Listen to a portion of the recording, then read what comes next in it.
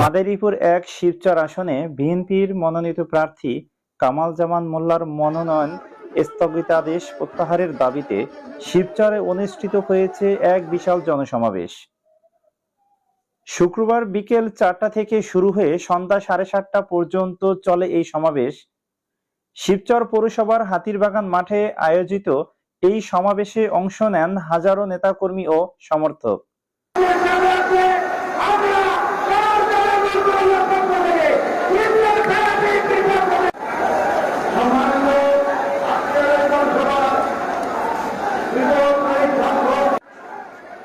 দুপুরের পর থেকেই উপজেলার বিভিন্ন ইউনিয়ন থেকে খণ্ড খণ্ড মিছিল নিয়ে নেতাকর্মীরা সমাবেশ স্থলে এসে জড়ো হন। মুহূর্তেই পুরো মাঠ পরিণত হয় জনসমুদ্রে। সমাবেশে বক্তারা দাবি জানান, দলীয় মনোনয়ন স্থগিতাদেশ অবিলম্বে প্রত্যাহার করে কামাল জামান মোল্লাকে পুনরায় প্রার্থী ঘোষণা করতে হবে।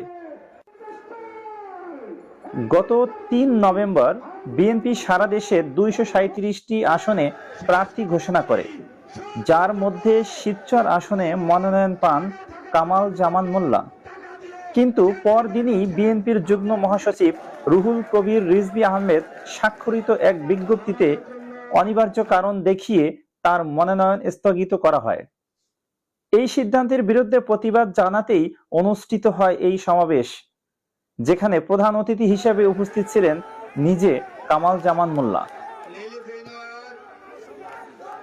তিনি বলেন, আমার নেতা দেশ নায়ক তারেক রহমান বলেছেন, যারা ফ্যাসিস্ট সরকারের আমলে জুলুম নির্যাতনের শিকার হয়েছেন তারাই মনোনয়ন পাবেন।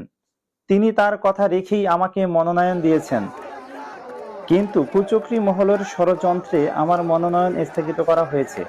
কোনো ষড়যন্ত্রই আমাকে রুখে দিতে পারবে না। তিনি আরো বলেন, আমি বিশ্বাস করি দল আমার স্থগিতাদেশ প্রত্যাহার করে পুনরায় আমাকে মনোনয়ন দেবে। আপনারা প্রস্তুত থাকুন, ধানের শীষে ভোট দিন, জয় আমাদের হবেই। বিস্তারিত দেখুন অনলাইন টাইমসের ক্যামেরা। নমিনেশন নিবেও এসি রুমের লোক তো নমিনেশন পাওয়ার কথা না। আমার প্রিয় নেতা জনাব তারেক রহমান সাহেব